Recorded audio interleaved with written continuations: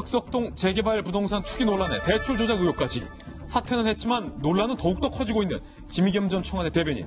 10억 원의 대출이 가능했던 이유가 바로 옥탑방을 임대 수익에 포함시켜서 가치 평가를 진행했기 때문이었는데, 이 문제의 옥탑방을 임대하면 불법이란 사실이 확인됐습니다. 월 100만 원의 수익이 가능하다고 국민은행이 평가했던 이 옥탑방은 창고나 사무실로도 쓸 수 없는 불법 건축물이었던 것이 저희 채널A 취재 결과 확인됐던 겁니다.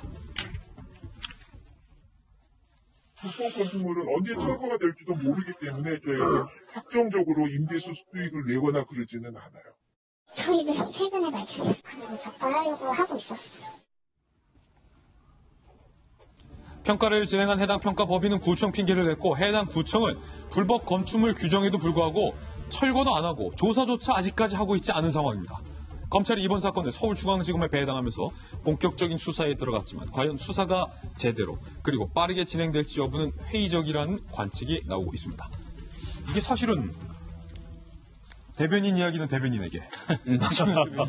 옥탑방에 있는 건물이 불법 건축물이다. 동작구청이 최근에 이 사실을 인지했다고 했는데, 문제가 제기된 거 벌써 2주가 다 돼가고 있는데 동작구청이 아무런 조치를 취하지 않고 있고, 지금 불법 건축물을 임대해서 임대료를 받는다면 그것도 불법이라는 거예요. 그럼 KB가 이 사실을 다 알고서도 불법을 감내했다는 얘기가 되는 거잖아요. 말씀하신 것처럼 사실은 이 사건 터진 지 굉장히 오래됐잖아요. 그리고 온 나라가 시끄러워서 청와대 대변인 돌연 사퇴를 할 정도 상황까지도 갔었는데, 구청이 아직도 저렇게 불법 건축물이 있었다는 거 아직 잘 몰랐다고 하고, 심지어는 오늘까지도 아직 가보지도 않았다는 거예요. 이제 와서 딴소리 하고 있는데 어떤 연유로 저렇게 되고 있는지도 좀 밝혀져야 될 것 같고요.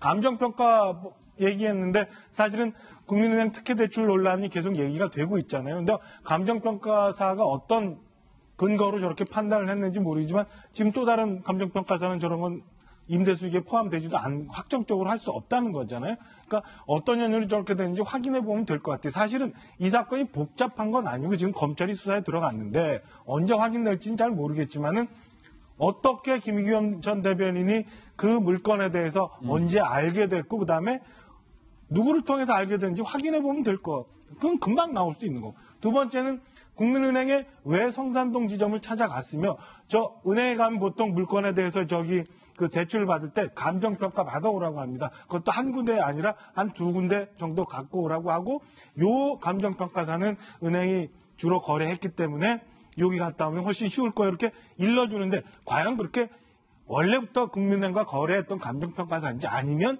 김의겸 대변인이 개인적으로 안 감정평가법인을 갖다 넣었는지 이런 것도 확인해 보면 이게 특혜대출인지 아닌지, 그다음에 왜 그 시점에 그 물건을 사게 됐는지 아닌지 금방 나올 수 있는 건데, 글쎄요 언제까지 이렇게 끌고 갈지 잘 모르겠어요. 관사도 사표율 몇줄 갖고 있었고 지금 사표 확인도 안 돼. 이게 그냥 마냥 쭉 또 이렇게 관심 끊어질 때까지 늘어지게 이제 갈 것 같은 느낌이 들어서 좀 안타깝습니다. 아니, 저희들 같은 일반 우리 서민들은 사실은 은행에서 5천만 원 대출 받으려고 해도 깐깐하게 서로 요구하는 게 많거든요. 못 대와라, 이래서 안 되고 저래서 안 되고 뭐를 해야 되고 대출 받기도 쉽지 않은데, 이거 뭡니까? 10억이 넘는 금액인데 이렇게 불법 건축물 부실한데 쉽게 대출이 나와요? 좀 말씀드릴게요. 우리 대변인께서는 아마 은행 실무를 잘 안 해보신 것 같은데, 감정은요 개인이 하는 게 아니고 은행에서 하는 겁니다. 아마 금액 은행마다 달라요. 20억이든 30억 기준 이상은 탁상 감정에서 자체적으로 하는 경우도 있고, 금액이 넘으면 이제 평가세에 맡기는데 개인이 하는 게 아니라 은행에서 합니다. 은행에서 하는 거고요. 그 다음에 재개발 지역의 대출은 무조건 토지예요. 다른 임대 수입이든지 간에 수입이 아무 상관없습니다. 어차피 헐릴 거고, 임대 있는 분들도요 조만간 나가야 됩니다. 재개발 하게 되면. 그래서 이게 특혜 대출이냐 아니냐는 그 토지의 가치가 과연 대출에 적합했느냐 안 했느냐, 그러니까 LTV 담보 가치가 있느냐 없느냐만 따지는 되는 거예요. 지금 말씀하신 예를 들어서 불법 건축물 문제, 제가 보기에 단속을 할 수 있지만 이거 사실은 그 처벌은 만약에 그 전 행위자한테 가요. 실제로 불법 행위한 사람한테 가는 것이고, 실제로 임대 수입이라든지 아니면 이걸 이자를 얼마 낼 수 있는지는 사실 이 대출에 아주 중요한 게 아닙니다. 그리고 말씀하신 것처럼 자기 지역에서 다출 받는 사람 많지 않아요. 자기가 아는 분들이라든지 아니면 대출 좀 더 조건 좋은데 찾아가는 것이지, 제가 보기엔 지금 얘기하는 이슈들, 제기하는 문제들은 제가 보기엔 별 문제 아니에요. 아니, 그렇다면 저는 더 큰 문제가 될 거라고 봐요. 왜냐하면 KB에서 해명한 공식 해명이 창고방, 그리고 그 안에 있는 주택, 그 지하에 임대 수익을 냈을 때 임대 수익이 이만큼 발생할 수 있기 때문에 10억이 넘는 금액 대출이 가능하다. 네. 이렇게 설명을 했잖아요. 그러니까 이 내용이 사실인지 아닌지에 대한 여부는 특별감찰 등을 통해서 충분히 확인이 가능하다고 보고요. 지금 현재 여러 차례로 고발이 들어가거나 법적으로도 이 조치를 따져 물을 수밖에 없기 때문에 사건에 관한 진실은 극명하게 드러난다라고 생각이 됩니다. 그리고 여기에 대한 불법 건축물 문제는요. 사실 김의겸 대변인이 공직자로 있으면서 내가 건물을 매입합니다. 그럼 당연히 건축대장을 띄워보지 않겠습니까? 예. 건축대장과 현재 건물에서 불법 건축물이 있다 그러면은 여기 대해서 공직자로 어떤 선택을 해야 됩니까? 당연히 불법 건축물을 사지 않거나 샀다 하더라도 그 내용을 정리하는 게 온당합니다. 구청 입장에서는 불법 건축물이 있게 되는 경우에는 일단 첫 번째로 철거 명령을 내리게 됩니다. 그럼에도 불구하고 철거 명령에 따르지 않게 되면 이행 강제금을 부과하게 되거든요. 제 주변에 있는 수많은 사람들도 구청이나 관공서로부터 이행 강제금 부과를 받게 되면 이행 강제금을 꼬박꼬박 내면서도 불법 건축물을 가지고 있거나 아니면은 더 많은 돈을 들여서 철거를 하게 되는 게 일반 국민의 상식입니다.